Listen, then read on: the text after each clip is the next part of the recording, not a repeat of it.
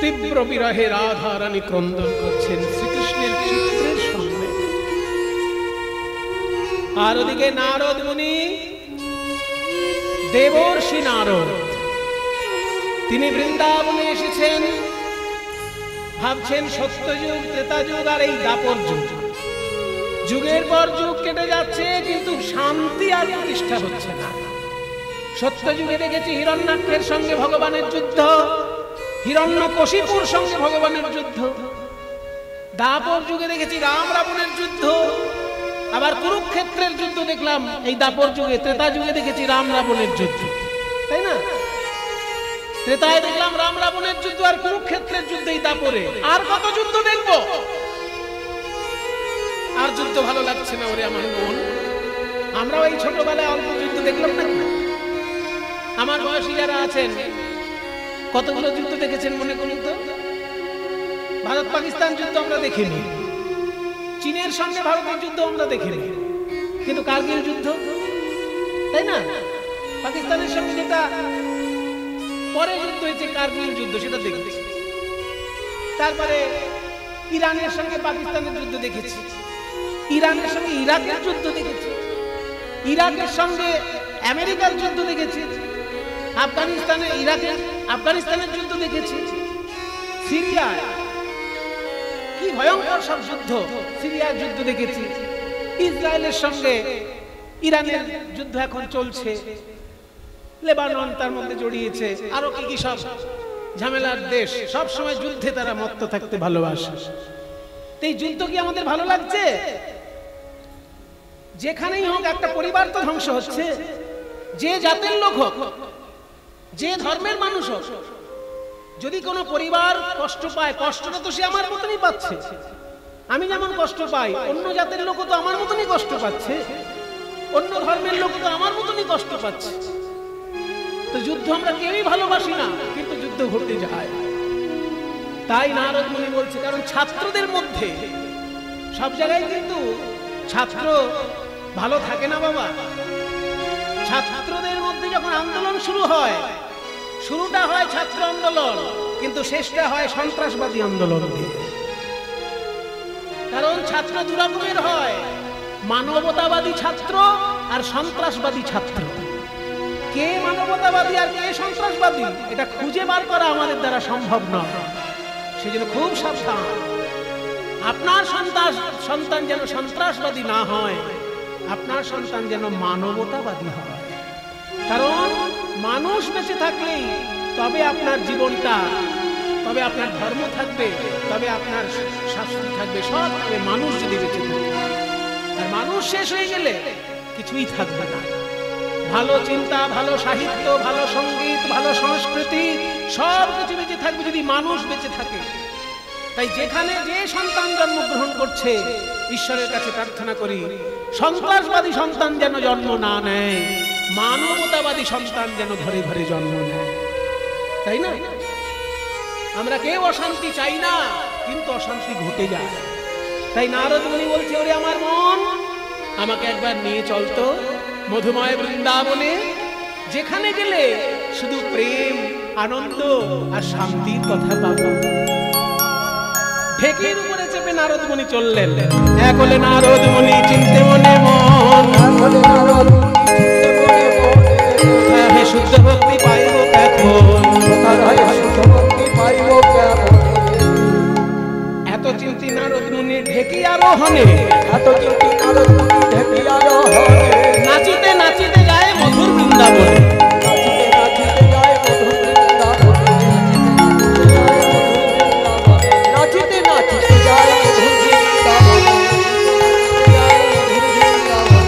বৃন্দাবনে যাইয়া নারদ চারিদিকে চায়,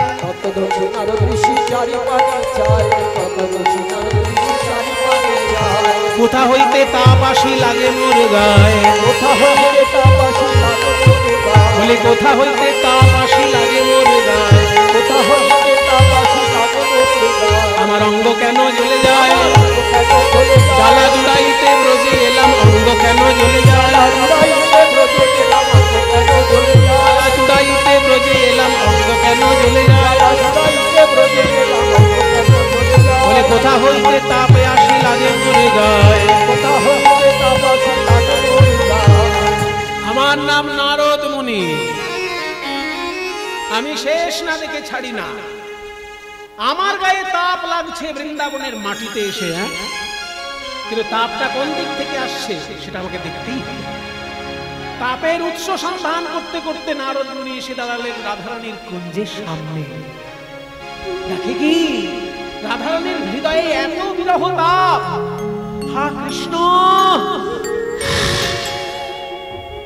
জোরে একটা নিঃশ্বাস যখন ছাড়ছেন, নাকের সামনে দপ করে আগুন জ্বলে যাচ্ছে।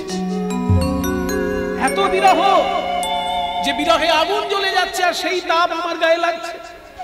না না না, এই বিরহ আমাকে দূর করতেই হবে।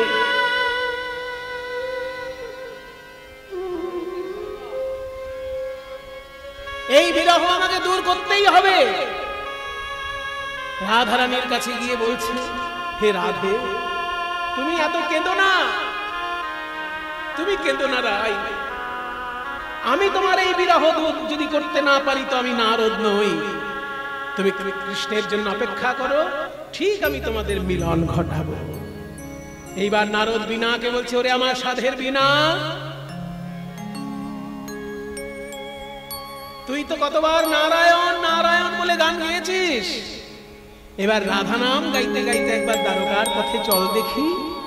বলো বলো যন্ত্র রাধা নাম মন্ত্র,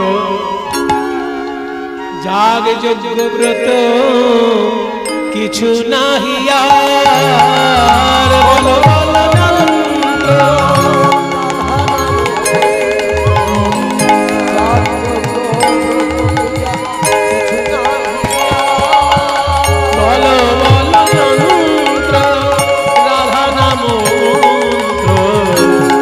যন্ত্র ব্রত কিছু নাহিয়া।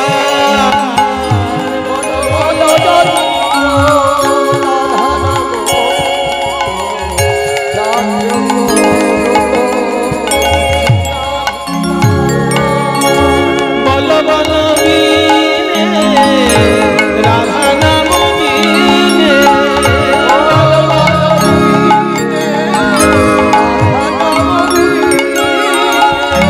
এই ত্রিভুবনে কিছু নাহিয়া।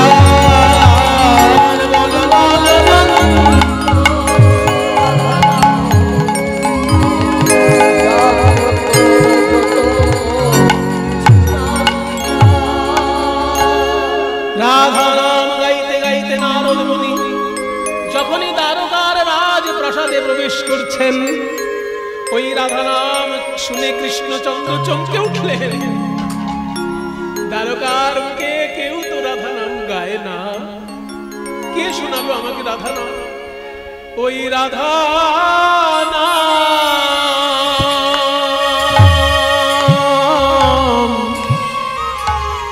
রাধা নাম,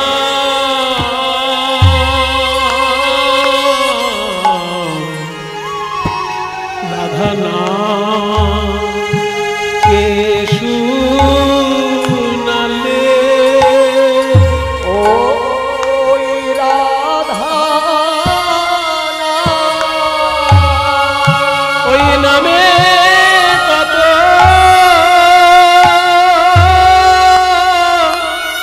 মধু আছে।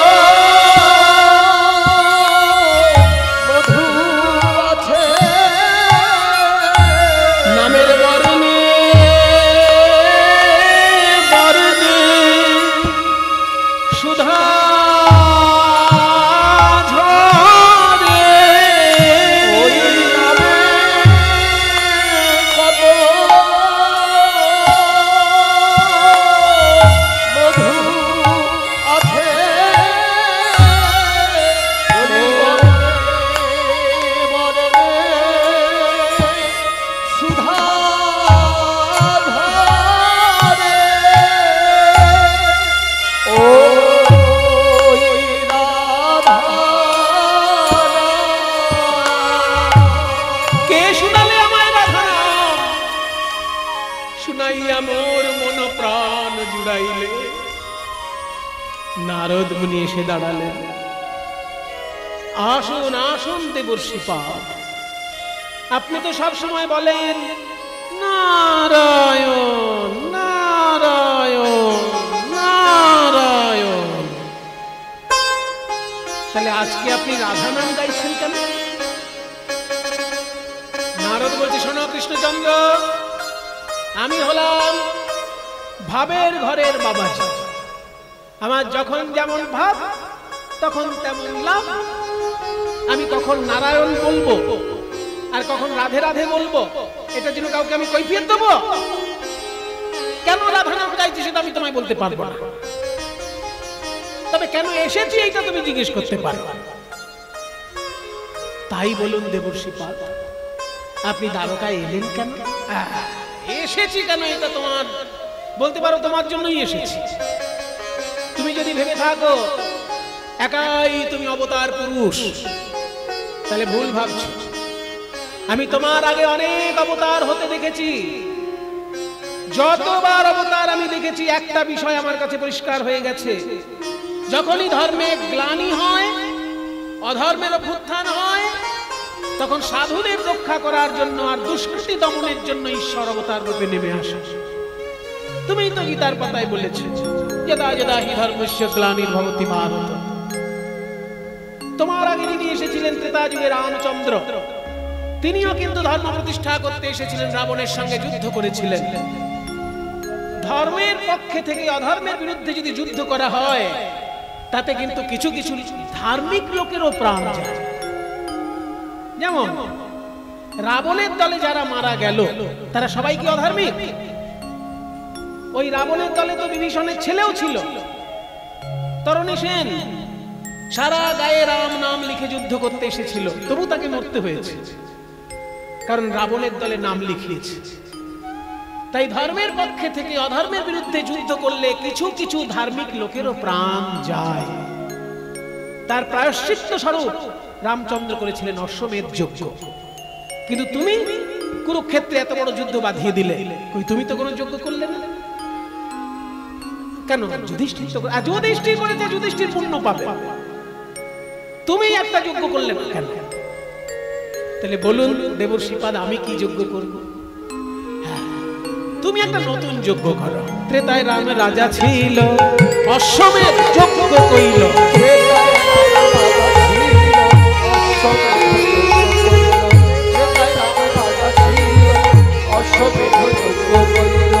দান ব্রত যজ্ঞ হবে এবে,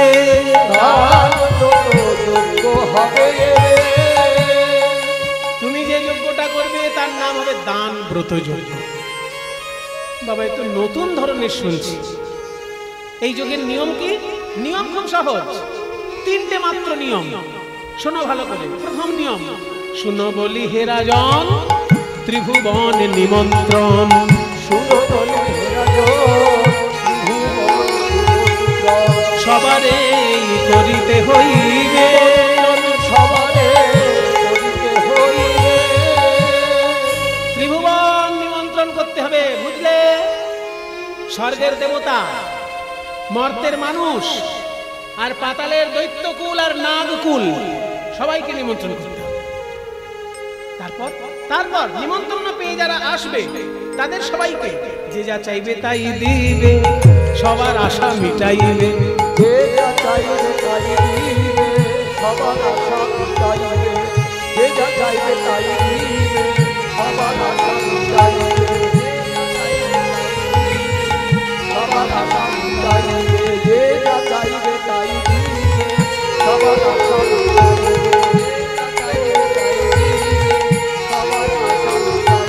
যে যা চাইবে তাই দিবে, সবার আশা মিটাইবে। দান সবাইকে করিবে হাসি মুখে, দান সবাইকে করিবে হাসি মুখে। উনি আবার দান নেবেন, ওনাকে জলের বোতল দিলাম, উনি আবার লবঙ্গ দিতে বলছে সবাইকে দান করবে, কিন্তু দান করার সময় যেন মুখে হাসি থাকে। আমাদের ভারতীয় শাস্ত্র বলছে হস্তস্য ভূষণম দানম, হাতে যদি আংটি পরা থাকে সেটাকে আমরা অলংকার বলে মনে করি, কিন্তু হাত যদি শুধু আংটি থাকে, জীবনে দান করেনি, সে হাত অলংকারহীন না। অনেক আংটি আছে অথচ জীবনে দান করেনি, সেই আংটির কোনো মূল্যই নেই। ওই জন্য যদি আঙুলে আংটি নাও থাকে অথচ দান করেছে কাউকে, জানবেন সেই হাত ভূষণ করা হাত। তাই যে যা চাইবে তাকে তাই দান করবে, এবং মুখে যেন হাসি থাকে। কষ্ট করে দান করবে না, তোমার সাধ্য মতো দান করবে। তোমার যদি সাধ্য থাকে 10 টাকা দেবে, 10 টাকাই দেবে, 100 টাকা দেওয়ার দরকার নেই, কিন্তু মুখে যেন হাসি থাকে। ভালো কথা শুনে খুব ভালো লাগছে। তারপর কি? সর্বশেষে দান দিয়া ভিক্ষার ঝুলি স্কন্ধ লইয়া, সর্বশেষে দান দিয়া সর্বশেষে দান দিয়া ভিক্ষার ঝুলি লইয়া, ভিক্ষা করি যাবে মন সুখে, ভিক্ষা করি যাবে মন সুখে। দাঁড়ান নারদ মুনি, আপনার এই কথাটা, শেষ কথাটা আমি বুঝলাম। আপনি বললেন আমি দান করব হাসি মুখে, ঠিক আছে, দান করা উচিত। সম্পদ যদি কারোর বেশি হয়, সেই সম্পদ যদি দান না করে তাহলে ভোগে লাগে না, নাশ হয়। সম্পদের হচ্ছে 3টে গতি, শুনে রাখুন নীতিশাস্ত্রের কথা। চাণক্য বলেছেন যে যদি কারোর সম্পদ থাকে, সম্পদের কিন্তু 3টে গতি। প্রথম গতি হচ্ছে ভোগ, সম্পদ থাকলে সেটাকে ভোগ করতে হবে। দ্বিতীয় গতি হচ্ছে দান, ভোগ করার পর অবশিষ্ট থাকলে সেটা দান করতে হবে। আর যদি ভোগও করলো না, দানও করলো না, তাহলে সেই সম্পদের একমাত্র গতি নাশ। সেটা কোনো কাজই না ভোগে লাগলো না দানে লাগলো, নাশ হলো। কাজে যে সম্পদ নাশ হবে সেটা আপনি আবার কি করবেন? হয় ভোগে লাগান, নইলে দান। সেই জন্য বলছি যে দান তো করবো, কিন্তু দান করার পর আমি চাইবো কেন? চাইলে আপনারই মঙ্গল। না না, আমি চাইবো কেন? আমি কাউকে 100 টাকা দিলাম, আবার তার কাছে চাইবো টাকা? না, 100 টাকা দিয়ে চাইবেন কেন? মনে করুন আপনি রাজা মানুষ, কাউকে 1 কোটি টাকা লিখে দিলেন, সেই 1 কোটি টাকা দান করার পর তার কাছে 1টি টাকা ভিক্ষা চাইছেন। 1 কোটি টাকা দেওয়ার পর 1 টাকা ভিক্ষা চাইলে কেউ কি হাসবে? না, কেউ হাসবে না। কিন্তু আমি ভিক্ষা করবো কেন? ভিক্ষা করবেন এই জন্য আপনার দানের অহংকার দূরে যাবে। অহংকার যখন দান করে ভিক্ষা করবে, দানের অহংকার দূরে যাবে।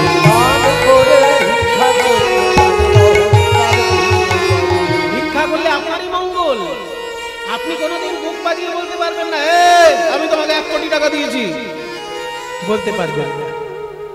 কারণ যেমন 1 কোটি টাকা দিয়েছেন, তেমনি তার কাছে 1টি টাকা হলেও আপনি ভিক্ষা নিয়েছেন। তাই অহংকার কোনোদিন হবে না। ওই জন্য দান করার পর সামান্য মাত্র তার কাছ থেকে ভিক্ষা নেই, ভিক্ষা আচল পেতে নিতে হবে। বাহ, খুব সুন্দর নিয়ম বললেন আপনি। কিন্তু এত বড় যজ্ঞটা হবে কোথায়, যেখানে দেবতাও আসবে আবার দানবও আসবে? সেরকম জায়গা কোথায়? বলছে এই যজ্ঞ হতে পারে একমাত্র ওই দ্বাদশ জ্যোতির্লিঙ্গের প্রথম জ্যোতির্লিঙ্গ যেখানে সোমনাথ মন্দির, ওই মন্দিরের সামনে বিরাট বড় মাঠ, ওইখানে আপনি করতে পারেন। শুধু তাই নয়, ওইখানে 7 কিলোমিটারের মধ্যে 3টে নদী এসে মিশ্রিত হয়েছে, ত্রিবেণী সঙ্গম আছে।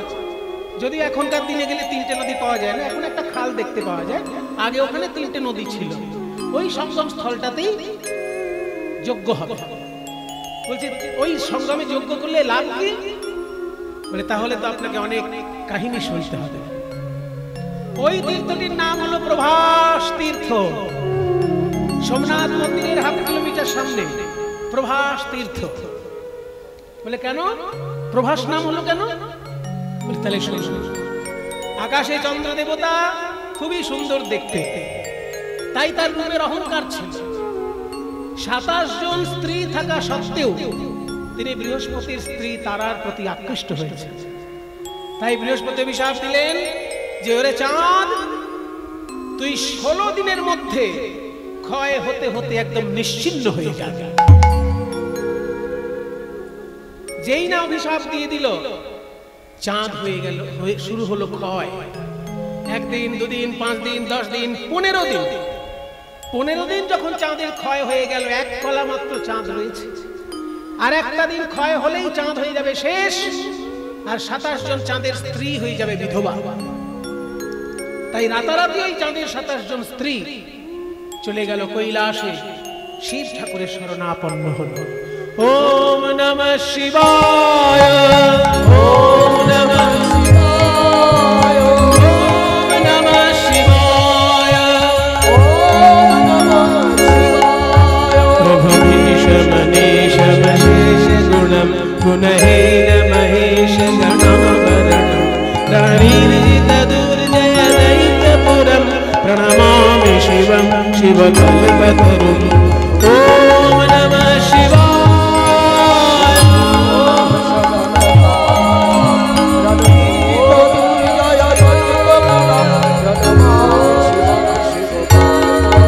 गिरिराजसुतान्वितवामतनुं धनुनिन्दितराजितकोटिविधुं विधिविष्णुशिरोधृतपादयुगं प्रणमामि शिवं शिवकल्पतरुं।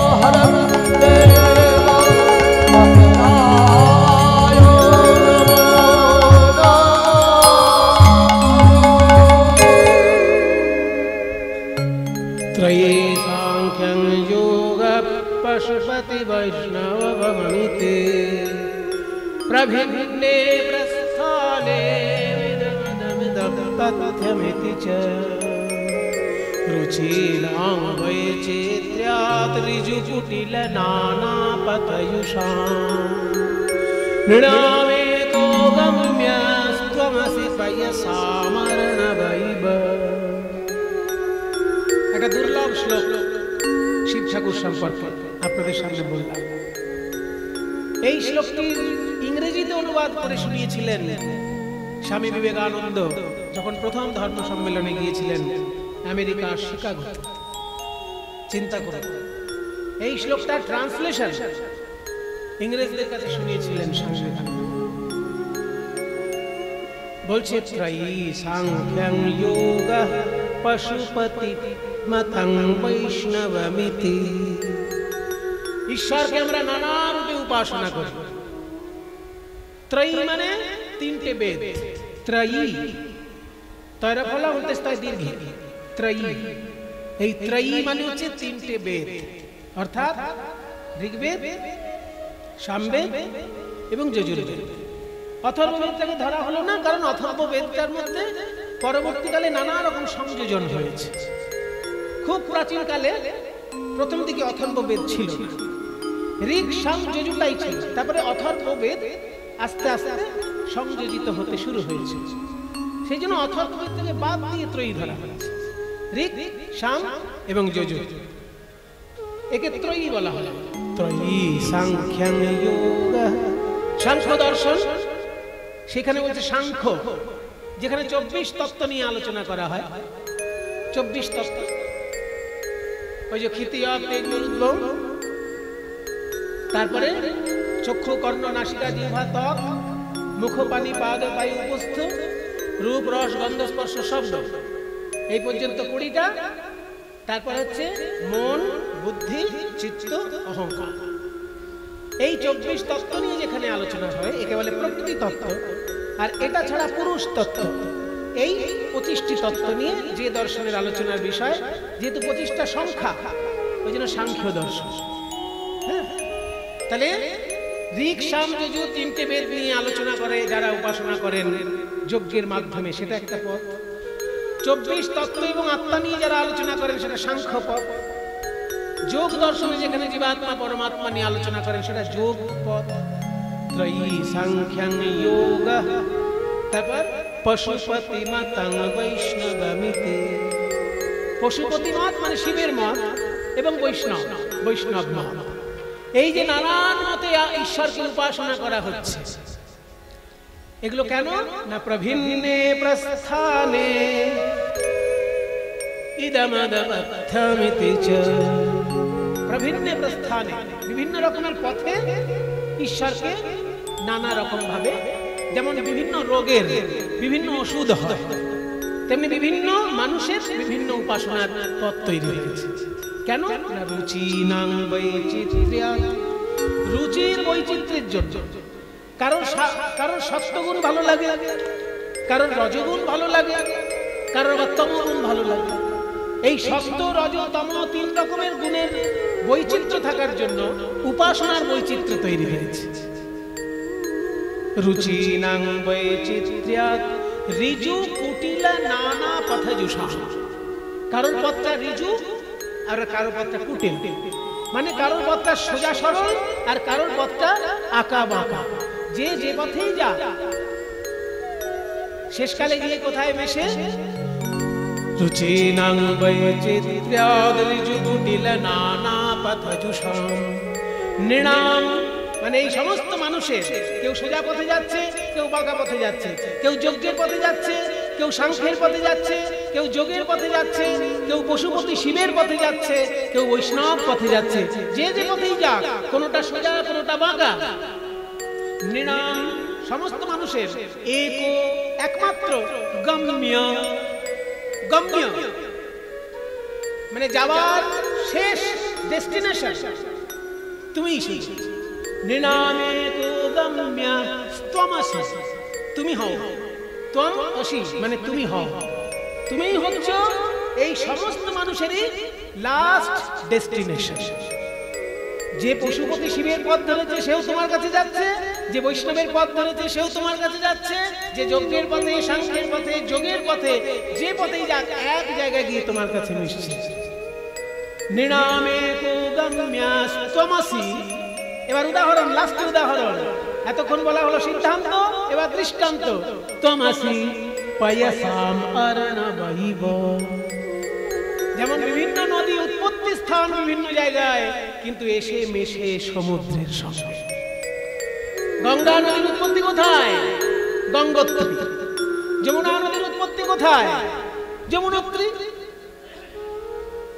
তাহলে গঙ্গার উৎপত্তি গঙ্গোত্রী, যমুনার উৎপত্তি যমুনোত্রী, কিন্তু মিশছে কোথায়? সমুদ্রে। তাই নদীর বিভিন্ন জায়গায় উৎপত্তি হলেও কেউ সোজা পথে, কেউ বাঁকা পথে, যে পথেই যাক সমুদ্রে শেষ। তেমনি হে ঈশ্বর, তুমি হচ্ছে সচ্চিদানন্দের সমুদ্র। তোমার কাছে কেউ শিবের পথে, কেউ বৈষ্ণব পথে, কেউ যোগের পথে, কেউ যজ্ঞের পথে, আর কেউ বা সাংখ্য দর্শনের পথে এসে মিশছে। এত সুন্দর বক্তব্যটি ইংরেজি ভাষায় তুলে ধরেছিলেন যেদিনকে সেই শিকাগো ধর্ম সম্মেলনে স্বামী বিবেকানন্দ গিয়েছিলেন। তার একটা শ্লোকটা বলছি। ত্রয়ী সাংখ্যং যোগঃ পশুপতি মতং বৈষ্ণবমিতি প্রভিন্নে প্রস্থানে পরমিদমদপথ্যমিতি চ। रुचिनां कुचित्राद् ऋजुकुटिल नाना पथजुषाम्। रुचिनां वैचित्र्याद् ऋजुकुटिल नाना पथजुषाम्।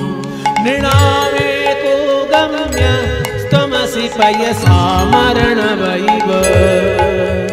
ॐ नमः शिवाय, ॐ नमः शिवाय,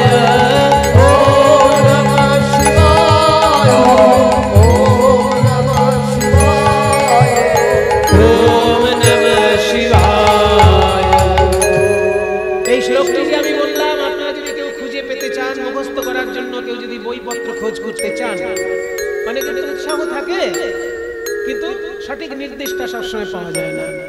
এইটা যদি কেউ খুঁজে পেতে চান, তাহলে কোথাও যদি আপনাদের পুরোহিত দর্পণ গ্রন্থ থাকে বা কোনো পূজার গ্রন্থ থাকে, শিব পূজার গ্রন্থ যদি থাকে বা স্তব স্তুতির কোনো গ্রন্থ যদি থাকে, সেখানে দেখবেন পুষ্পদন্ত মুনি রচিত শিব মহিম্না স্তোত্র।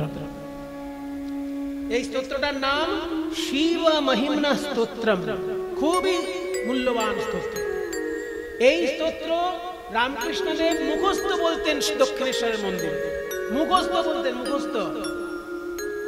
আর এমন উচ্চৈশ্বরে উচ্চারণ করতেন রামকৃষ্ণদেব দক্ষিণেশ্বরের ওই যে 12টা শিব মন্দির আছে না গঙ্গার ধারে, দক্ষিণেশ্বরের যে 12টা শিব মন্দির, ওই মন্দিরগুলোতে রামকৃষ্ণদেব এমন উচ্চৈশ্বরে এই মন্ত্র বলতেন যে সারা দক্ষিণেশ্বর মন্দির একদম গম গম করত। যেমন গুরু তেমন তার শিষ্য। গুরু এই মন্ত্র পাঠ করছে দক্ষিণেশ্বরের শিব মন্দিরে, আর শিষ্য সেই মন্ত্র বয়ে নিয়ে গেল ইংরেজি ভাষায় অনুবাদ করে আমেরিকার ধর্ম সম্মেলনে। হ্যাঁ, তাই আপনারাও যদি খুঁজে কেউ মুখস্থ করতে চান এই শ্লোকটি পাবেন। অনেক শ্লোক আছে ওখানে, তার মধ্যে একটা এটা। হ্যাঁ, শিব মহিমা স্তোত্রম, লেখক হচ্ছেন পুষ্পদন্ত মুনি। এই পুষ্পদন্ত মুনির লেখা শিব মহিমা স্তোত্রম। তা সেই শিব ঠাকুরের কাছে চাঁদের 27 জন স্ত্রী উপস্থিত হয়েছে। কে তোমরা মেয়েরা এইভাবে আমাকে বিরক্ত করছো, আমার ধ্যান বিঘ্ন ঘটাচ্ছ ধ্যানে? বলে আমরা আপনার শালিকা। হ্যাঁ, আমার শালি করতে এলো কেন? আপনার মনে নেই দক্ষ রাজার এক কন্যাকে আপনি বিয়ে করেছেন, তার নাম ছিল সতী। দক্ষ রাজার মেয়ে সতী ছিল না, তাকেই তো আপনি বিয়ে করেছিলেন। তারপরে দক্ষ রাজার এই 27টি মেয়েকে বিয়ে করেছিল চাঁদ। কাজেই আমরা হলাম চাঁদের স্ত্রী, আর আপনি, আপনার স্ত্রী হচ্ছে সতী। কাজেই আমরা আপনার শালিকা। ভালো কথা। তা কি জন্য এসেছো তোমরা? আর কি বলবো জামাইবাবু, ঘরের দুঃখের কথা তো বাইরের লোককে বলতে নেই। কি গৃহেষু দুশ্চরিতং জয় জয় বলছে, সব জিনিস সবাইকে বলবে না। ঘরের দুঃখের কথা ঘরের লোককে আগে বলবে, সমাধান না হলে তবে অন্য লোককে জানাবে। যদি ঘরে ঘরে সমাধান হয়ে যায় তো ভালো, তাই আগে আপনাকে জানাতে এসেছি। হ্যাঁ, কি হয়েছে দুঃখ? বলে আমরা 27 জন সুন্দরী স্ত্রী থাকা সত্ত্বেও চন্দ্র দেবতা বৃহস্পতির স্ত্রীর প্রতি আকৃষ্ট। তাই দয়া করে আপনি আমাদের রক্ষা করুন। আরে রক্ষা কাটার জন্য করব। শুনুন, বৃহস্পতি অভিশাপ দিয়েছে চন্দ্রদেবকে 16 দিনে শেষ হয়ে যাবে ক্ষয় হয়ে। 15 দিন ক্ষয় হয়ে গেছে, আর একদিন মাত্র বাকি আছে। ক্ষয় হলেই আমরা সবাই একসঙ্গে বিধবা হব। ও তাই? আমার মতো জামাইবাবু থাকতে কে তোমাদের বেদবা করে আমি দেখে নিচ্ছি। শোনো, ওই একখণ্ড চন্দ্র যে আছে না, ওই একখণ্ড চন্দ্রকে আমার জটার মধ্যে এনে লুকিয়ে রাখো। বৃহস্পতির অভিশাপ সব জায়গায় কাজ করবে, এই জটায় কারোর অভিশাপ কাজ করবে না। মন্ত্র দেওয়া আছে, এ হচ্ছে অভিশাপ প্রুফ জটা। যেমন ঘড়িতে যদি জল না ঢোকে কি বলে? ওয়াটার প্রুফ ঘড়ি। তেমনি এটা হচ্ছে ওয়াটার প্রুফ, মানে অভিশাপ প্রুফ জটা। অভিশাপ ঢুকবে না। বলে তাহলে একখণ্ড চন্দ্রকে এনে যেই রেখে দিল, শিবের জটার মধ্যে চন্দ্র লুকিয়ে থাকলো, আকাশ হয়ে গেল অন্ধকার। পূর্ণিমার রাতে কি সুন্দর চাঁদ উঠতো, সবাই আলোতে দেখে চলতো। কিন্তু আকাশ এখনকার মতন তখন তো হতো না, শুধুই আলো, রোজ রাত্রে আলো দেখা যাবে। কিন্তু যখনই চাঁদ একেবারে বন্ধ হয়ে গেল, আর চাঁদের আলো নেই, রাতের বেলা বৃহস্পতি হোঁচট খাচ্ছেন রাস্তায়, তখন মনে মনে ভাবছেন একটু অভিশাপটা গুরুতর হয়ে গেছে। একটু যদি বলে দিতাম যে কোথায় গেলে এই ক্ষয় রোগ দূর হয়ে যায়, সেই জায়গাটা হচ্ছে সোম তীর্থ, মানে দ্বাদশ জ্যোতির্লিঙ্গের প্রথম জ্যোতির্লিঙ্গ সোমনাথ মন্দির। ওই সোমনাথ মন্দিরের সামনে যে ত্রিবেণী সঙ্গম, সেটাকে বলে সোম তীর্থ। ওখানে স্নান করলে ক্ষয় রোগ দূর হয়ে যায়। এটা তো আর চাঁদকে বলে দেওয়া হয়নি, সেই জন্য রাতের বেলা অন্ধকার হোঁচট খাচ্ছে। আড়াল থেকে চাঁদের স্ত্রীগণ ওই কথাটা শুনে ফেলেছে, সোম তীর্থে স্নান করলে ক্ষয় রোগ দূর হয়। যেই না শুনে ফেলেছে, শিবের জটা থেকে ওই একখণ্ড চাঁদকে এনে সোম তীর্থে স্নান করালেন, ওই ত্রিবেণী সঙ্গমে স্নান করালেন। আর 15 দিন ধরে যেমন চাঁদ ক্ষয় হয়ে গেছিল, আবার 15 দিন ধরে চাঁদ আস্তে আস্তে পূর্ণ হয়ে গেল। কিন্তু আশ্চর্য ব্যাপার, চাঁদের কিন্তু একটা খণ্ড ওই 15টি খণ্ডের সঙ্গে মিলিত হলো না। তখন সিদ্ধান্ত নেওয়া হলো যে এই 15 খণ্ডের চাঁদই আকাশে উঠবে, আর এক খণ্ড চাঁদ শিবের মাথাতেই থাকবে। আর যেহেতু গুরুদেবের অভিশাপ, বৃহস্পতি তো দেবগুরু, গুরুর অভিশাপ কখনো খণ্ডন হবে না। ওই জন্য হলো কি 15 দিন অন্তর চাঁদের আলো ফিরে পায়, আবার আলো হারায়। 15 দিন ধরে চাঁদের আলো কমে যায়, 15 দিন ধরে চাঁদের আলো বেড়ে যায়। আর যখন আকাশের চাঁদের আলো কমে যায়, তখন শিবের মাথায় যে চাঁদটি আছে ওইখানে আলো বাড়তে থাকে। আবার যখন আকাশের চাঁদের আলো বেড়ে যায়, শিবের চাঁদের আলো আস্তে আস্তে কমতে থাকে। ওই জন্য 15 কলার চাঁদ আকাশে আর 1 কলা চাঁদ শিবের মাথায়। ওই জন্য তার শিবের নাম চন্দ্রমৌলি বা শশী ভূষণ, এগুলো শিব ঠাকুরের নাম। তো এই যে চাঁদকে এনে স্নান করানো হয়েছিল সোমতীর্থে, চাঁদের ক্ষয় রোগ দূর হয়ে গেছিল। তেমনি হে কৃষ্ণচন্দ্র, তুমি যদি এই দান ব্রত যজ্ঞ এই সোমতীর্থে গিয়ে করো, তোমার সারা জীবনের ত্রুটি বিচ্যুতি সব দূরীভূত হয়ে যাবে। নারদের কথা শুনি কহে দেবী চিন্তামণি, নিমন্ত্রণের ভার কে বালবে, নিমন্ত্রণের ভার কে বালবে, তা শুনি মোহন কয় কিবা চিন্তা দয়াময়, তা শুনি মোহন কয় কিবা চিন্তা দয়াময়, ওই দেবর শিরে ভার দেহ রে,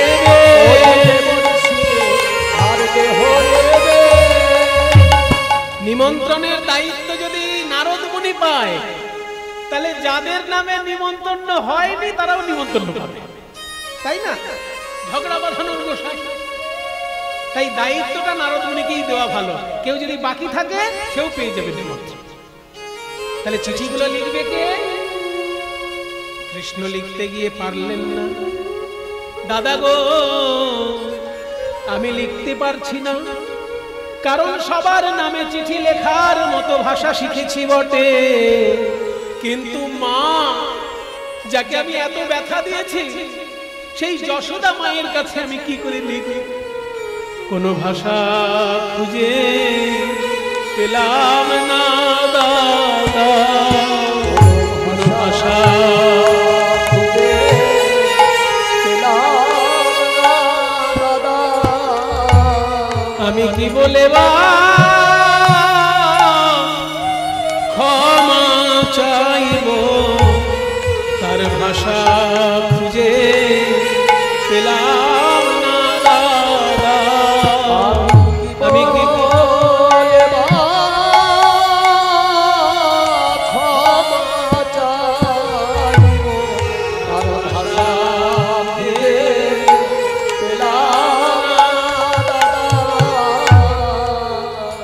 বলরাম বলছেন, আমি বলছি লেখ ভাই। মা গো যশোদে, কত না ব্যথা দিয়েছি তোমার প্রাণে, কুপুত্র যদি বা হয় কুমাতা কদাপি নয়, তোমার পুত্রের সমস্ত অপরাধ ক্ষমা করে দিও মা। তুমি যদি এসে আশীর্বাদ না করো, তাহলে আমার এই দান ব্রত যজ্ঞ সম্পূর্ণ হবে না। মাকে আশীর্বাদের নিমন্ত্রণ করলেন। বাবাকে লিখছে, বাবা আপনি যখন রাজা ছিলেন বৃন্দাবনে, তখন আমি ছিলাম রাখাল, শুধু গরু চড়িয়েছি আর খেলা করেছি, যজ্ঞের আশেপাশেই আমি থাকতাম না। তা আপনি যজ্ঞ করতেন ইন্দ্রের, আমি আবার সেই যজ্ঞ বন্ধ করে গিরি গোবর্ধনের যজ্ঞ শুরু করি, তাতে কত ঝড় বৃষ্টি হয়ে গেল। তাই বাবা, আমি যজ্ঞ করতে চলেছি একটা, আমি তো সব নিয়ম কানুন বুঝি না, আপনি দাঁড়িয়ে থেকে যজ্ঞের সমস্ত কিছু পরিচালনা করবেন, আপনার ছেলের যেন অসম্মান না হয়। শ্রীরাম সুদামকে লিখলো, ওরে শ্রীরাম সুদাম, যজ্ঞ যখন করা হবে ভাত রুটি খাওয়া চলবে না, ফল খেয়ে থাকতে হবে। তোরা বৃন্দাবনের পাকা পাকা ফল আনবি, তোদের আনা ফলই আমি খাবো। এইবার আড়ালে যখন গেছেন, রাধারানীর উদ্দেশ্যে লিখছে, ওগো রাধে প্রেমময়ী, তুমি শুধু আমার প্রেমময়ী নও, তুমি হলে আমার শক্তি সঞ্চারিণী। তুমি এই যজ্ঞে এসে নয়নে নয়নে শক্তি সঞ্চার করো, তোমার শক্তিতে শক্তিমান হয়ে আমি যজ্ঞ সম্পূর্ণ করতে পারব। সকলের উদ্দেশ্যে চিঠি যখন লেখা হয়ে গেল, এইবার নারদ মুনির মাথায় তুলে দিয়েছে। নিমন্ত্রণ পত্র লইয়া নারদ চলিল। নিমন্ত্রণ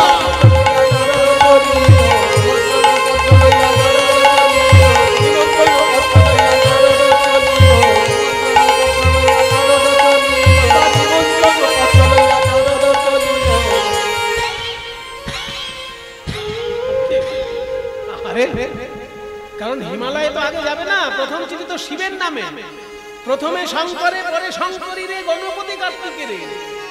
সে যে পদ্মজনী লক্ষ্মী বিনা পানে পত্র লিখে নিজে করে, তাই না? আগে চিঠি তো শিবকে দিতে হবে। হিমালয় কি হাঁপিয়ে গেছে গো। নিমন্ত্রণ পত্র পাই,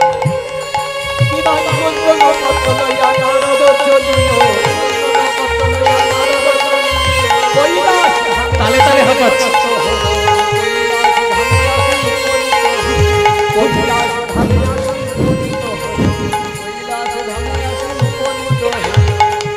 কৈলাস ধামে এসে শিব ঠাকুরকে বলছে, বলো বাবা মহাদেব, মামা,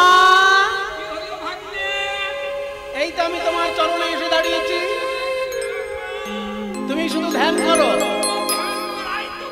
পৃথিবীতে কি হলো কোনো খবরই রাখবে না।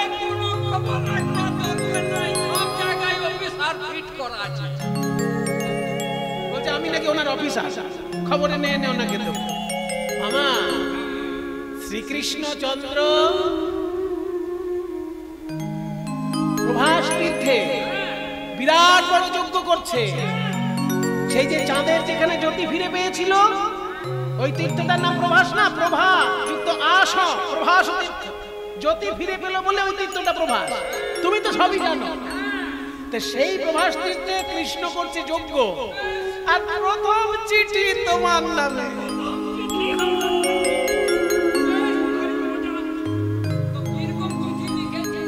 তুমি একা নয়, সঙ্গী সাথী সবাইকে নিয়ে যাবে। তোমার সঙ্গীকে কি বলো? নন্দী, ভিঙ্গি, দৈত্য, দানব, ডাকিনী, যোগিনী, আচ্ছা, ভূত, প্রেত, সবাইকে নিয়ে যাবে। পেট ভরে খেতে পাবে, আর যা চাইবে তাই পাবে।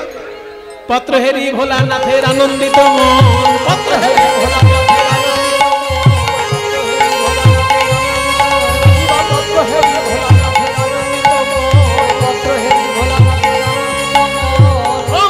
বলি ভোলা করয় নাটক,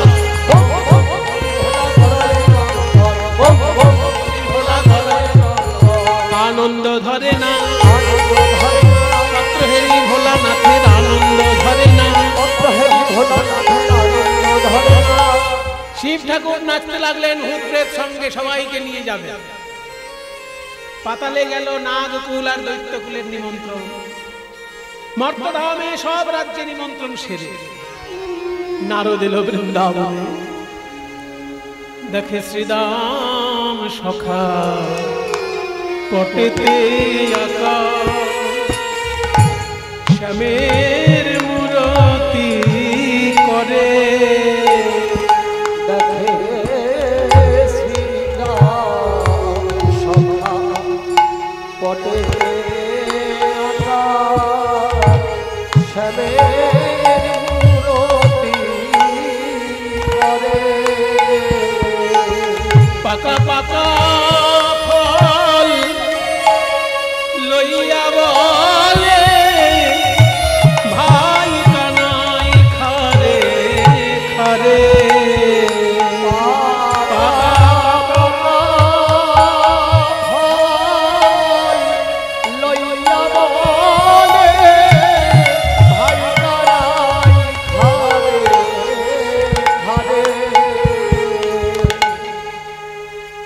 নারদ মুনি, আমাদের ভাই কানাই কোথায়? নারদ মুনি, ওরে শ্রীধাম, কাঁদিস না শ্রীধাম, তোদের ভাই কানাই বিরাট বড় যজ্ঞ করছে। আর দেখ, তোদেরকে লিখেছে চিঠিতে যে তোরা পাকা পাকা ফল নিয়ে যাবি, সেই ফল খাবে আর যজ্ঞ করবে। তাই নাকি? তাহলে তো আমাদের কাঁদলে চলবে না। আরো এগিয়ে দেখেন, নন্দ পিতা জেলেছে চিতা, প্রাণ জীবার তরে।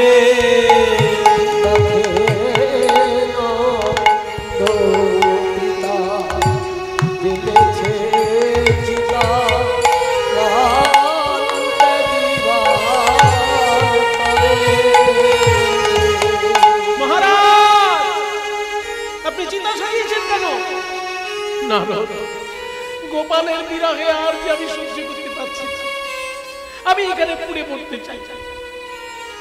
সর্বনাশ, এই অলক্ষণে কথা বলবেন না।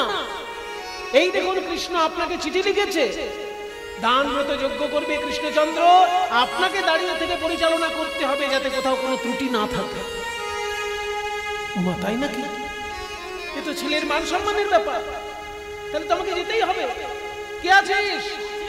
আমার রাজ পোশাক এনে দে, আমাকে এখনই দ্বারকায় যেতে হবে।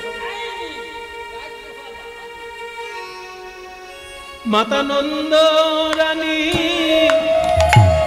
করে নবনী, ওরে গোপাল,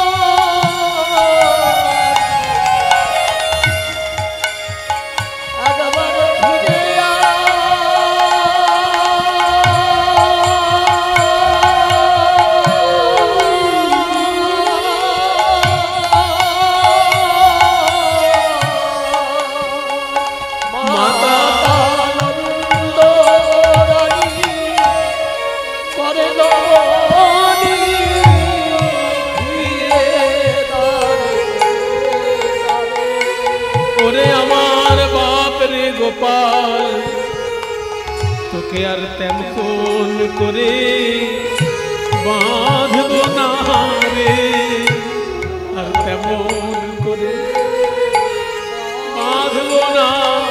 ওরে গোপাল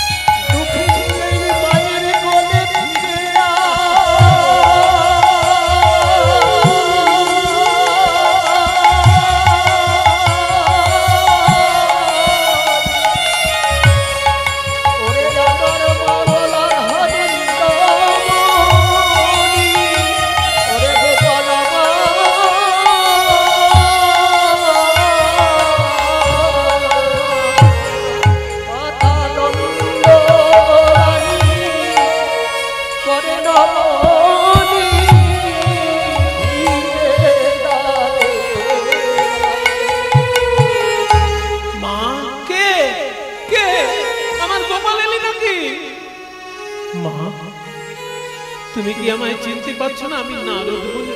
নারদ, আসলে গোপাল চলে যাবার পর আমি কাঁদতে কাঁদতে অন্ধ হয়ে গেছি নারদ, আমি যে দেখতে পাই না।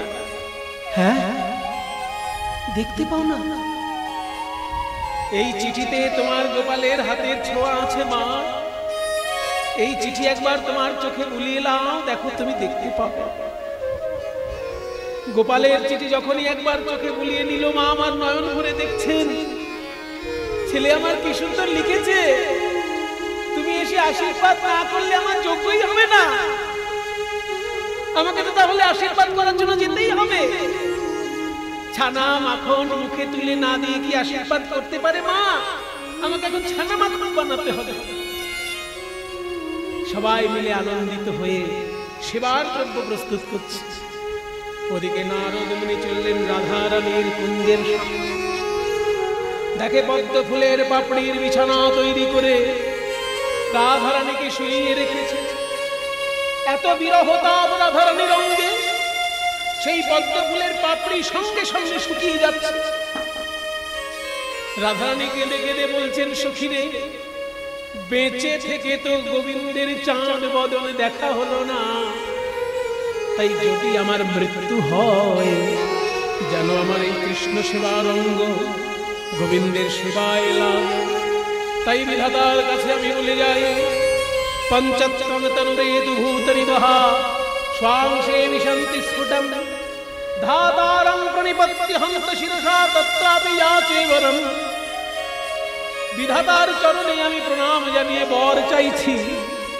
ক্ষিতি, অপ, তেজ, মরুত, বোম, এই পঞ্চতত্ত্ব দিয়ে আমাদের শরীর গঠিত হয়।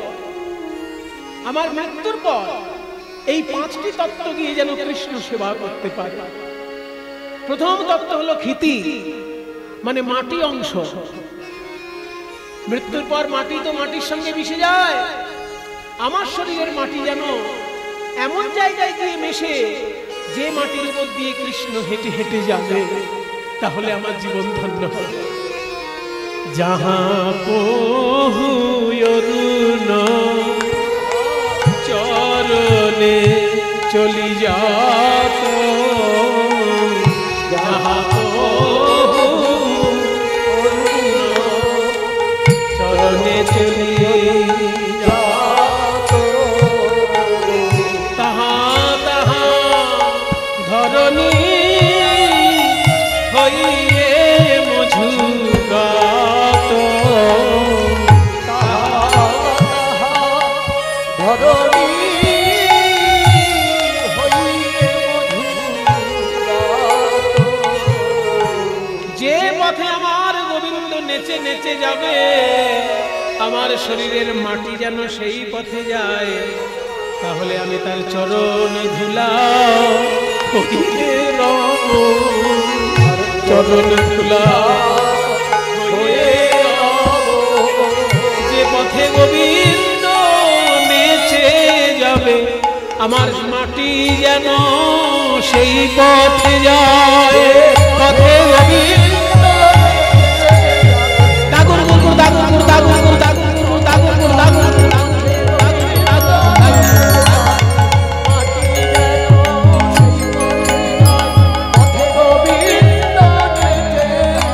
শরীরের মাটি যেন সেই পথ, তাহা তাহা ধরণী হোক মধুগাত। আমার শরীরের মাটি যেন সেই পথে যায়, যে পথে গোবিন্দ হেঁটে হেঁটে যায়। ক্ষিতির পর অপ, অপ মানে জল। শরীরের জলটা তো জলের সঙ্গে মিশবে। যে সরোবরে গোবিন্দ স্নান করবে, আমার শরীরের জল যেন সেখানে যায়। जो सरोवरे बधु नीति नीति ना हो हम भरी सलिल हइए तो छुमा हो। ক্ষিতি অব তেজ। তেজ মানে জ্যোতি বা তাপ। আমার শরীরের জ্যোতিটা যেন সেই আয়নায় যায়, যে আয়নায় গোবিন্দ মুখ দেখবে।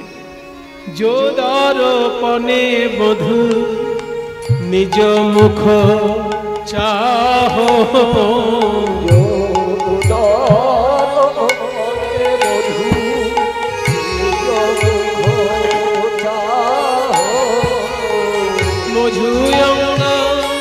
ज्योति जात तो छुमा हो, मधुय ज्योति जात तो छुमा हो। जे आयनाय गोविंद मुख देखबे আমার শরীরের তেজ যেন সেই আয়নায় যায়, তাহলে কি হবে জানিস? তখন আমার অঙ্গের ছটা লাগবে, আমার অঙ্গে ছটা লাগবে। তার বদন ঝলমল ঝলমল করবে, যখন দর্পণ টলমল টলমল করবে। বদন ঝলমল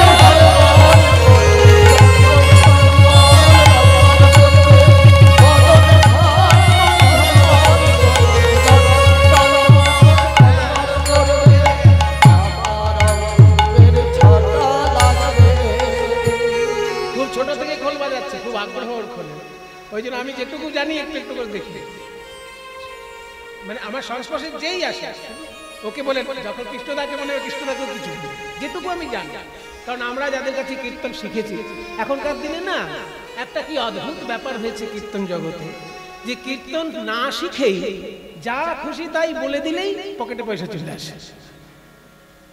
হ্যাঁ, আশ্চর্য একটা অভিশাপ কেউ হয়তো দিয়েছে কীর্তন জগতে। এটা অভিশাপ কিনা বলুন? যেসব মুনি ঋষির বক্তব্য তুমি বলতে এসেছো, আগে তাদেরকে চেনো, আগে তাদেরকে জানো। ভাগবত অন্তত জীবনে একবার পড়ো। যদি ভাগবত একাধিকবার পড়া না হয়, অন্তত জীবনে একবার পড়ো ভাগবত। 24,000 18,000 শ্লোক জীবনে একবার অন্তত পড়ো। কিছুই জানে না, যা খুশি এসে উল্টো পাল্টা অশাস্ত্রীয় বক্তব্য বলে হুজুকে কিছু লোকের মাথা গুলিয়ে দিয়ে, মানুষকে বিভ্রান্ত করে দিয়ে আশ্চর্যভাবে পয়সা নিয়ে চলে যাচ্ছে। না শাস্ত্রজ্ঞান, না সঙ্গীতের জ্ঞান। সঙ্গীতেরও জ্ঞান নেই। কোনো বড় তাল গাইতে বলবেন, পারবেন না। কোন একটা রাগ বিশুদ্ধভাবে শোনাতে বলবেন যে এটা রাগটা আপনি শুদ্ধ করে গান, হবে না। না রাগ, না তাল, না কীর্তনের বড় গান, না শাস্ত্রজ্ঞান। অথচ মানুষ বোকার মতো তাদেরকে প্রচুর প্রচুর পয়সা দিয়ে গান করাচ্ছে। যারা শুনছে তারাও বোকা, আর যে গাইছে সে তো হদ্দ বোকা, তাই না? এই যে যে আমি এগুলো বলতে পারি কি করে, এই যে খোলের বলে একটু বলে দিচ্ছি, তাল দেখিয়ে দিচ্ছি, কি করে পারি? আমি যাদের কাছে কীর্তন শিখেছি, একজনের নাম হচ্ছে ডক্টর মৃগাঙ্ক শেখর চক্রবর্তী। উনি রবীন্দ্র ভারতী বিশ্ববিদ্যালয়ের শ্রীখোলের অধ্যাপক ছিলেন, শ্রীখোলের অধ্যাপক, কিন্তু গান জানতেন অনেক, আমাদেরকে গান শিখিয়েছেন। আর রবীন বলে একজন রবীন্দ্র ভারতীর অধ্যাপক আছেন শ্রীখোলের, ও খোল বাজনা শিখতে যেত। রবীন খোল বাজনা শিখতে যেত। হরে কৃষ্ণ দাস, হরে কৃষ্ণ হালদার, যে খোলে আন্তর্জাতিক স্তরে নাম করেছে, ওই হরে কৃষ্ণ হালদারও কিন্তু শিখতে যেত মৃগাঙ্ক শেখর চক্রবর্তীর কাছে, মনোরঞ্জন ভট্টাচার্যের কাছে, ব্রজরাখাল দাসের কাছে। এরা তিনজনই রবীন্দ্র ভারতী বিশ্ববিদ্যালয়ের শ্রীখোলের অধ্যাপক, কিন্তু এরা শ্রীখোলের বাজনাও জানতেন, গানও জানতেন। আমি তাদের কাছে গান শিখেছি। মনোরঞ্জন ভট্টাচার্য যখন গান শেখাতেন, নিজে খোলটা নিয়ে বাজিয়ে দেখিয়ে দিতেন যে গানের সঙ্গে বাজনাটা কেমন হয়।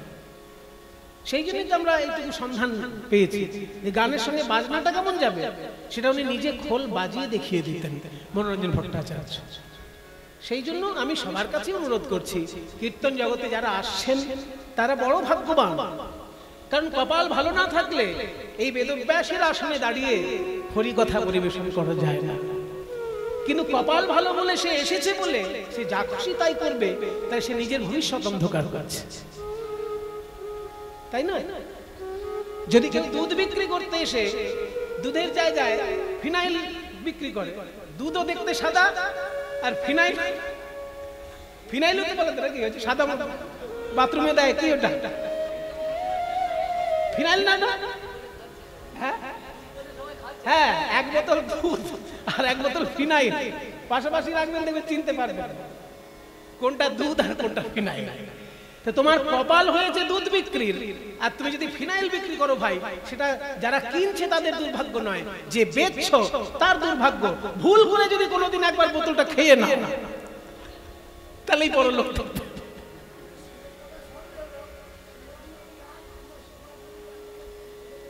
উনি বলছেন যে শিবের কথা হচ্ছে যখন, একটু শিবরঞ্জনের রাগের আলাপ করব। একটু শিবরঞ্জনের রাগটা দে।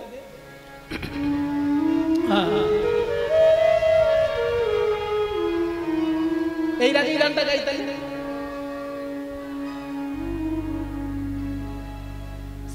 সরে গ প দ প গ প প দ সা দ স রে সা রে গ রে গ রে গ সা রে দ সা সা রে গ প গ গ। কোমল গা শুদ্ধ গা পাশাপাশি লাগানো হচ্ছে। হ্যাঁ, এটাকে বলে মিশ্রণ, এবং এই মিশ্রণটা কিন্তু বিকৃত স্বর পাশে লাগানো হলেও রাগটাকে অলঙ্কৃত করছে। শুদ্ধ গায়ের সঙ্গে কোমল গা পাশাপাশি লাগছে। গা কোমল গা, শুদ্ধ গা গা। এবার দেখো শুদ্ধ গা থেকে কোমল গায়ে আসছে গা গা, দুটোই গা। একটা একটা শুদ্ধ গা একটা কোমল গা। পা গা গা রে গা সা রে ধা সা গা রে সা ধা পা গা রে সা রে গা পা গা রে গা সা রে ধা সা। जहां बहु अरुण चरणे चले जाए এই রাগী গানটা চলছে। যোদার পানে মধু নিজ মুখ চাহো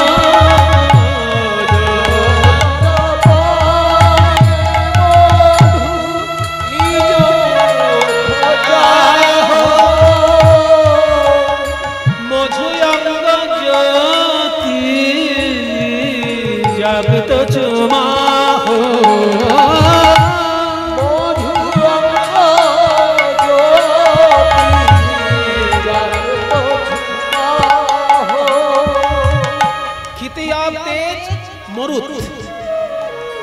মরুত মানে বাতাস।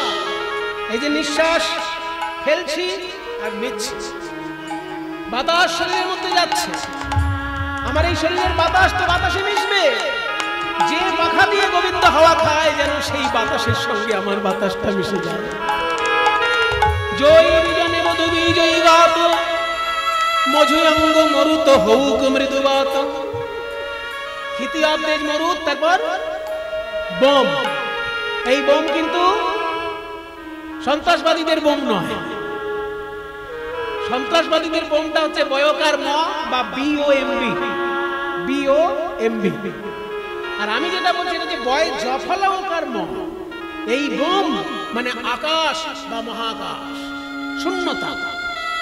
শরীরের ভিতরে যে ফাঁকা জায়গাগুলো এগুলো আকাশের অংশ। আমার শরীরের ভিতরের ফাঁকা জায়গাগুলো আকাশের সঙ্গেই মিশবে। কৃষ্ণ সেবা কি করে করবে মৃত্যুর পর? না, যে আকাশের নিচে আমার গোবিন্দ বিচরণ করে আমার শরীরের আকাশ অংশ যেন সেখানে যায়।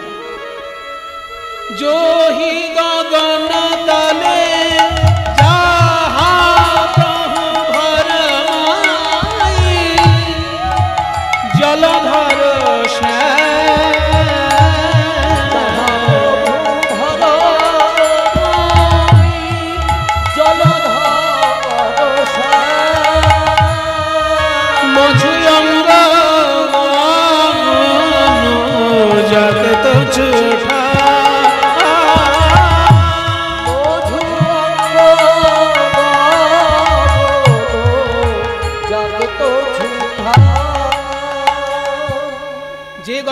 গোবিন্দ ভ্রমণ করেন আমার শরীরের আকাশ যেন সেখানে যায়। তাহলে সেবা করবো কি করে? আমি তখন মেঘ হয়ে ছায়া ধরব।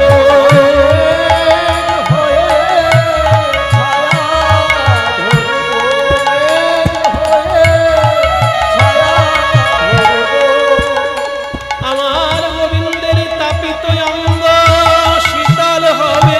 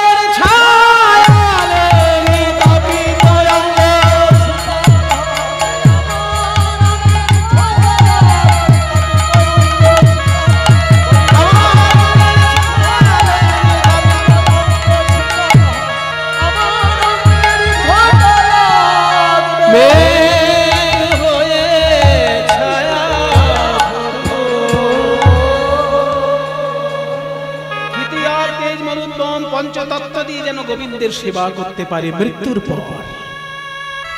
নারদ মুনি এসে বলছে, রাধে তুমি মৃত্যুর পর সেবা কেন করবে? এই তো আমি এসেছি, তুমি যজ্ঞে যাবে, নয়নে নয়নে কৃষ্ণকে শক্তি সঞ্চার করবে আর শ্রীকৃষ্ণ যজ্ঞ করবে। পদকর্তা গোবিন্দ দাস বলছেন, হে রাধে গোবিন্দ দাস কহে কাঞ্চন গৌরী, গোবিন্দ দাস কহে কাঞ্চন গৌরী, সোমর কপতনু তোহে গিয়ে ছোড়ি,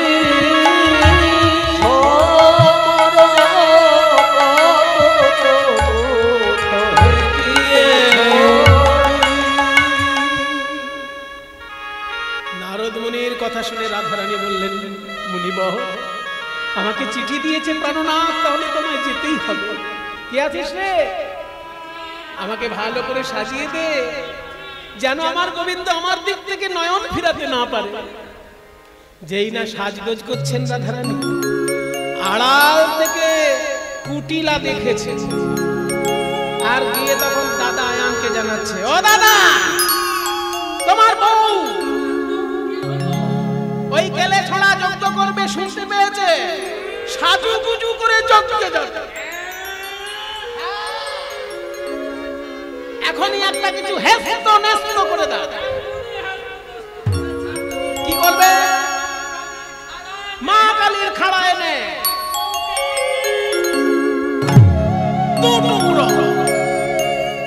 যেই না এই কথা বলেছে, অমনি তখন রাধা রানী কালী মূর্তি ধারণ করে দাঁড়ালেন, বলে চেনো না তুমি যে মোরে, চেনো না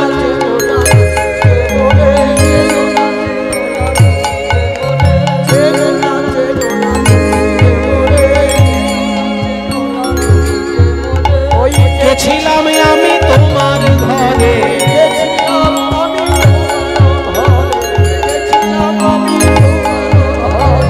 এত বলি হইল অপরূপ,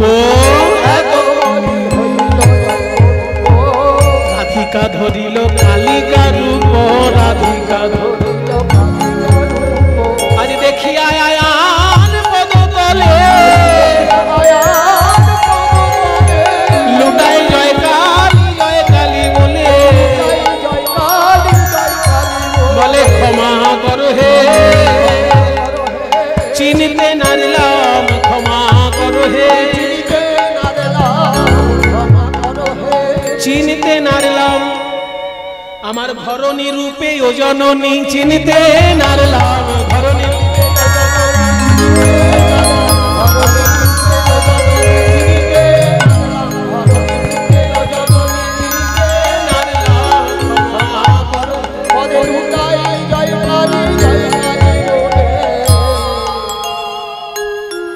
কালী রূপ দর্শন করে আয়ান লুটিয়ে পড়ল রাধারানীর চরণে। সবাই মিলে একটু হাত জোড় করুন। বাবা ভোলানাথের কথা অনেক শুনছি, একটু জগজ্জননী মাকেও ডেকে নিই আমরা। ওম কালিকায় নমঃ, ওম কাত্যায়নায় নমঃ, ওম রাত্রিজ্ঞায়তে ত্বং স্বাহা ত্বং স্বধা ত্বং হেব ষটকারস্বরাত্মিকা सुधात्मकशरे नित्ये धामात्रात्मिका स्थिता अर्धमात्रा स्थिता नित्या ज्ञानोच्चर्या विशेषतः त्वमेव सा त्वं सावित्री त्वं देवी जननी परा त्वयैव धार्यते सर्वं त्वयैतत्सृज्यते जगत् त्वयैतत्पाल्यते देवी तमत्सन्ध्ये च सर्वदा विशिष्टौ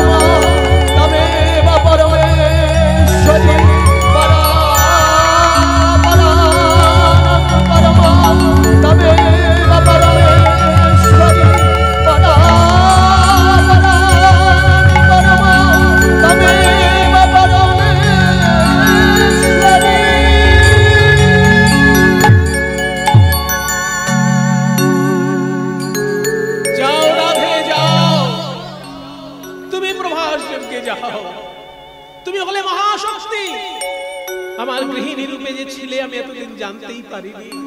তোমাকে তো আমার বাধা দেবার শক্তি নেই, তবে কৃষ্ণ চরণে গিয়ে আমার হয়ে দুটি কথা যেন তুমিই বলে এসো। নিমন্ত্রণ পত্র পাইয়া ব্রজবাসীগণ প্রবাসী লোকের পথে করাই গমন, শকট ভরিয়া নিল দধিরুদ্ধ ছানা, ফলমূল কত নিল না হয় গণনা। সবাই নিয়ে চলেছে উপকরণ উপঢৌকন। প্রভাস যজ্ঞের মণ্ডপে চারদিকে চারটে দরজা তৈরি হয়েছে। এক দরজায় আসছে শান্ত দাস্যরসের ভক্ত, আর এক দরজায় আসছে শ্রীরাম সুদাম সূক্ষ্ম রসের ডালি দিয়ে। আরে ভাইয়া বলো, বাহে উঠাকে বলো জয় কन्हैया লাল কি। শুধু জয় বললে হবে না, আমি বলবো জয় কन्हैया লাল কি, আপনারা বলবেন হাতি। হাতি না কিন্তু থয় বলবেন। আমরা বাঙালিরা হাতি বলি, হিন্দি ভাষীরা হাতি বলে। বলবেন হাতি ঘোড়া পাল। এ भैया दोनों बाहें उठा के बोलो जय कन्हैया लाल की, बोलो जय कन्हैया लाल की। हाथी घोड़ा पाल बोलो जय कन्हैया लाल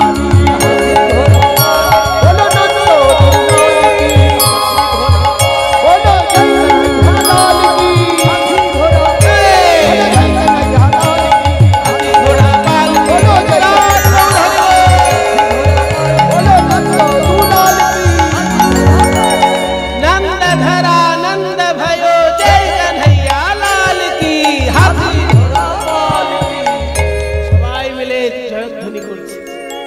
গোবিন্দ বলছে আমার সুদাম সুদাম এসেছে, ওদের কাছ থেকে ফল মূল কেড়ে খেতে হবে।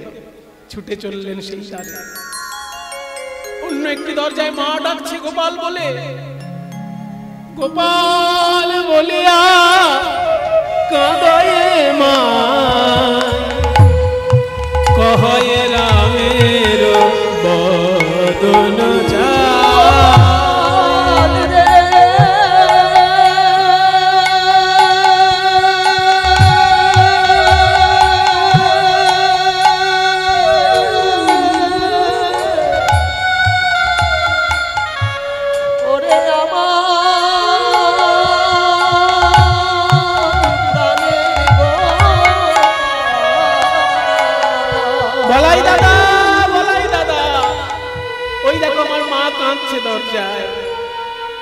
বোধহয় দারোয়ানরা আমার মাকে চিনতে পারেনি, আমাকে এখনই যেতে হবে।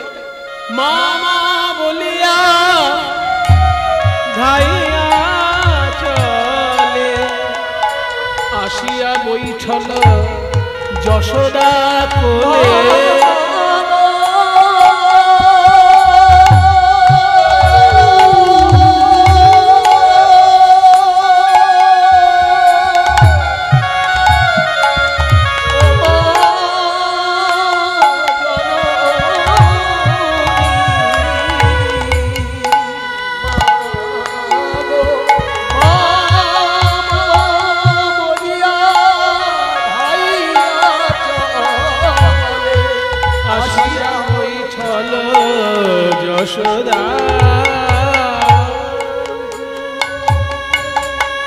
এই রাগটির নাম আবার কলাবতী রাগ। সাগা পদনি দানি পদ গপ গানি দপ গপদনি নিদসা গাসনি দ সনি দনি দপদ গপদ গপদনি দ গপদনি দ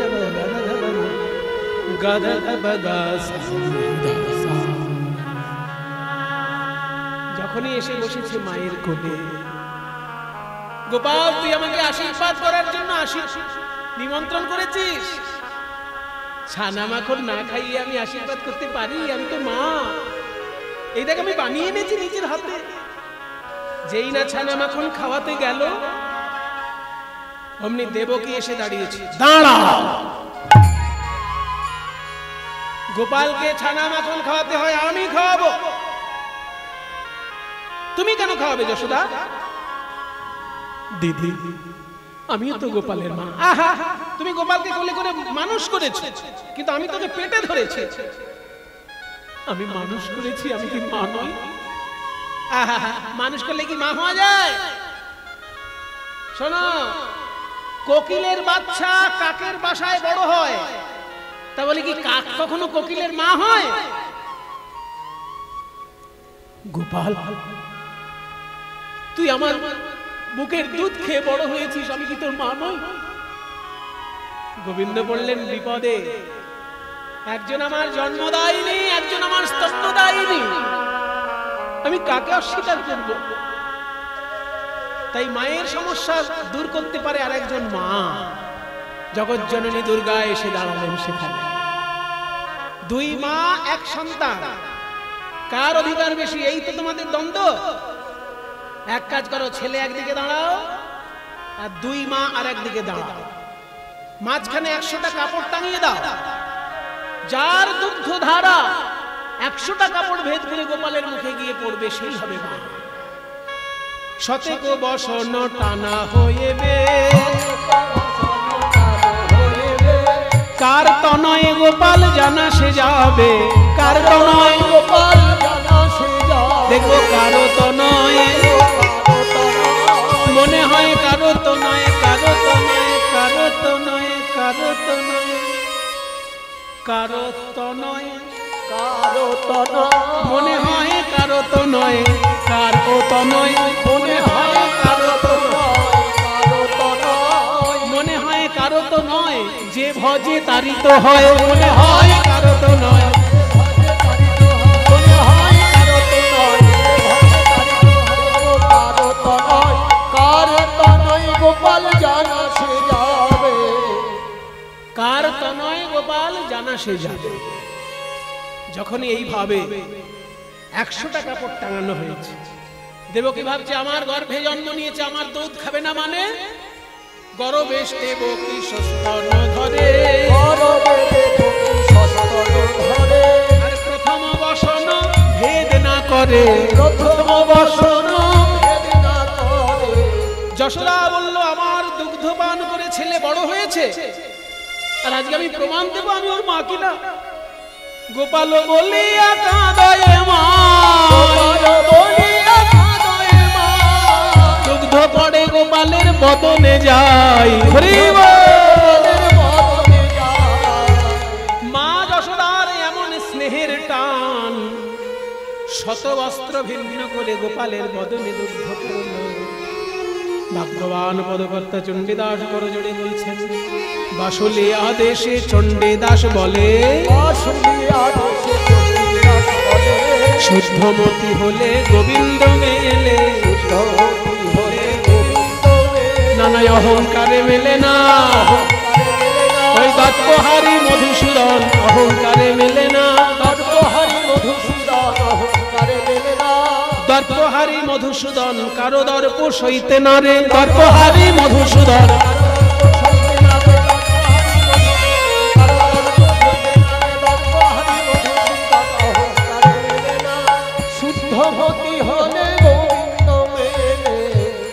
শুদ্ধমতি হলে গোবিন্দ মেলে। মায়ের সমস্যা দূর হলো। এবার একটাই দরজা বাকি আছে, যেখানে রাধারানী বিনা সুতার মালা গেঁথে এনেছেন গোবিন্দের গলায় দেবেন বলে। কই কৃষ্ণ কোথায়, কৃষ্ণ কোথায় প্রাণ বধুয়া,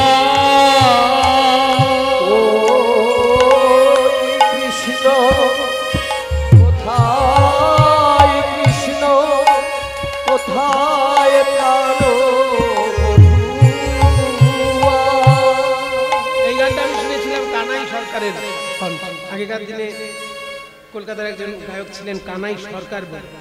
কিছুদিন আগে ইউটিউবে দেখলাম তার একটা গান কেউ আপলোড করেছে, কানাই সরকার।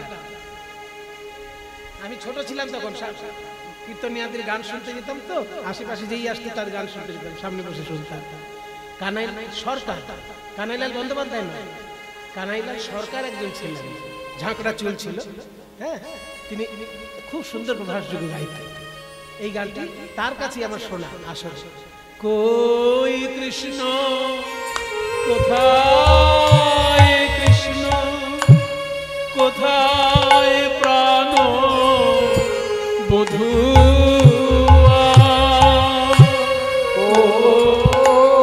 কৃষ্ণ কোথায়, কৃষ্ণ কোথায় প্রাণ বধূ,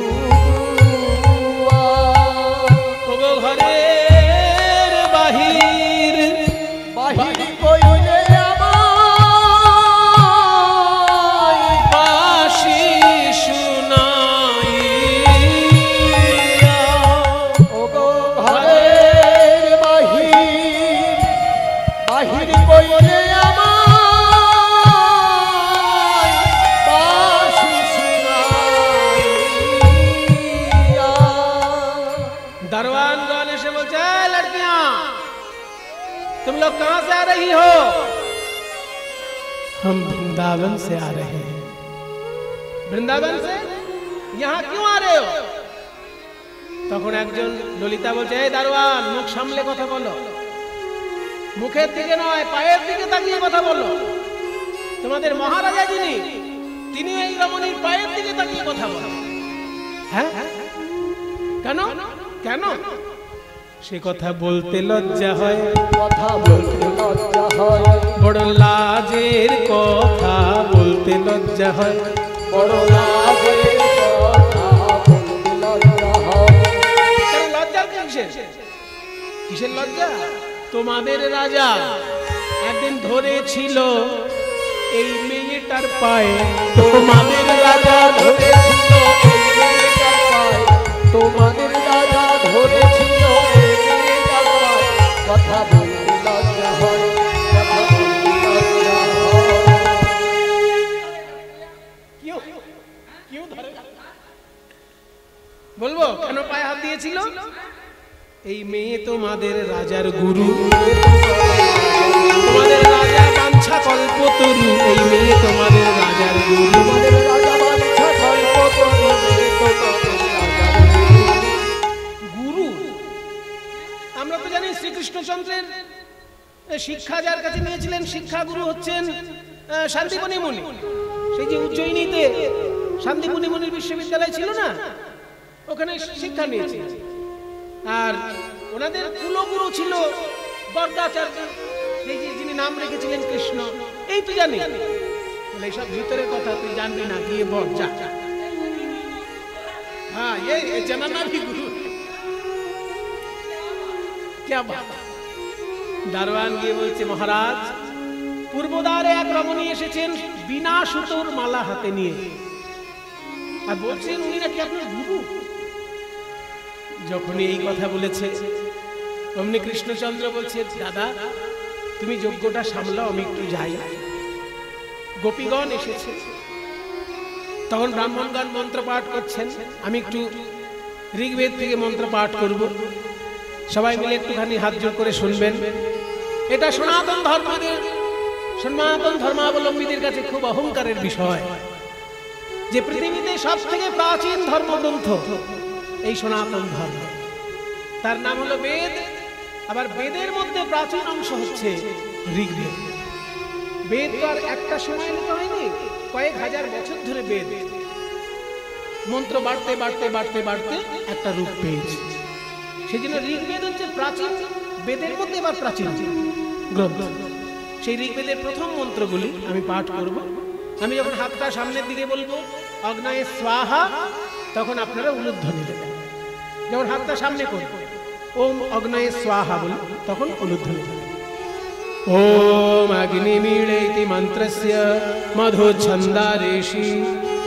বেদের মন্ত্র পাঠ করতে হলে নিয়ম হলো যার রচিত মন্ত্র তার নামটা বলতে হয়, যে ছন্দে মন্ত্র সেই ছন্দটা বলতে হয়, আর যে দেবতার উদ্দেশ্যে মন্ত্র সেই দেবতাকে বলতে হয়। একে বলে বিনিয়োগ। বিনিয়োগহীন মন্ত্র পরিপূর্ণ হয় না, ওই জন্য আগে বিনিয়োগ, ओम अग्निमीळे इति मंत्रस्य मधु छंदा ऋषि गायत्री छंदो अग्निदेवता प्रातः सवने ब्रह्म यज्ञ जपे विनियोग। ओम अग्निमीळे पुरोहितं यज्ञस्य देवं ऋत्विजं होतारं रत्नधातमम्। ओम अग्नये स्वाहा इदमग्नये। ओम अग्निः पूर्वेभिर्षिभिर्यो नूतनैरुत सा देवा एह भक्ष्यति। ओम अग्नये स्वाहा इदमग्नये। ओम अग्निना रयिमश्नवत् पोषमेव दिवे दिवे यशसं वीरवत्तमम्। ओम अग्नये स्वाहा इदमग्नये। ओम अग्निर्होता कविक्रतुः सत्यश्चित्रश्रवस्तमः देवो देवेभिरागमत्। ओम अग्नये स्वाहा। ओम यदङ्गदाशु शतुवम् अग्ने भद्रं करिष्यसि तवेत्तत्सत्यमङ्गिरः। ओम अग्नये स्वाहा। ओम उपत्वाग्ने दिवे दिवे दोषावस्तर्धिया वयं नमो वरन्त एमसि। ओम अग्नये स्वाहा।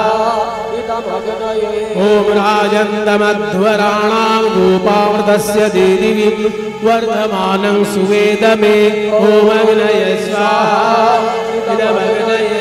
ओम सनः वितेव सुनवे अग्ने सुपायनो भव स च स्वानः सुवस्तये। ओम अग्नये स्वाहा इदमग्नये।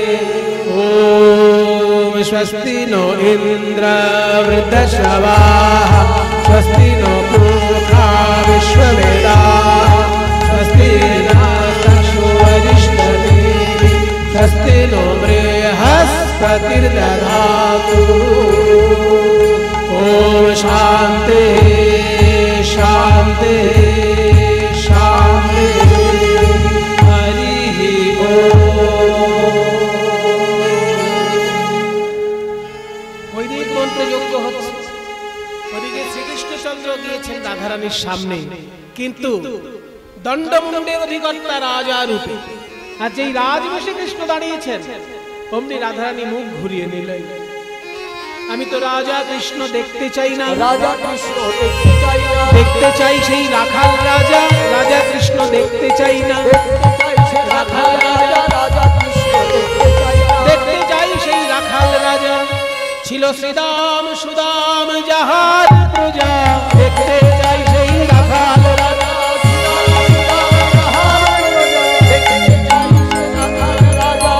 রাজা কৃষ্ণ দেখতে চাই না, রাজা কৃষ্ণ দেখতে চাই না, আমি রাখাল রাজা কৃষ্ণকে দেখতে চাই।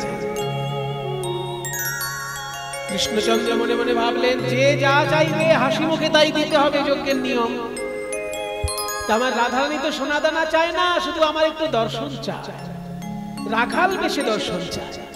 সেইটুকু যদি দিতে না পারি তাহলে তো যজ্ঞ সম্পূর্ণ হবে না। তাই যোগমায়াকে স্মরণ করে বললেন, হে যোগমায়া, এখনই তুমি আমাকে রাখাল বেশে সাজিয়ে দাও, যাতে রাধারানী নয়ন ভরে আমায় দর্শন করে। তাই যোগমায়া সরি হরি রচি বৃন্দাবনপুরী, শ্রীরাধারে দর্শন দিল, রাধারে দর্শন দিল, যে যা চাইলো তাই দিল, সবার আশা মিটাইলো। যে যা চাইলো তাই দিল, সবার আশা মিটাইলো। যে যা চাইলো তাই দিল, সবার আশা মিটাইলো। চাইলো তাই দিল, সবার আশা মিটাইলো। প্রভাস যজ্ঞ সম্পূর্ণ হইল, প্রভাস যজ্ঞ। দূর থেকে নারদ মুনি দর্শন করছে, এই গৌর হরি বল, তাই না? আর বলছে, আমি তো এটাই দেখতে চেয়েছিলাম, রাধা গোবিন্দের মিলন হবে। তাই নটবর হেরি তাহা মনেতে আছিল যাহা, তাহা মনেতে আছিল কৃষ্ণ পদে করে নিবেদন। বলে কি আর বলিব আমি, দেহ পদ ছায়া তুমি, শুনো হে নন্দের নন্দন। আমি আর কিছু চাই না, বলে দিতে হয় তো চরণ দিও, আর কিছু চাই না। দিতে হয় তো চরণ দিও হে রাম।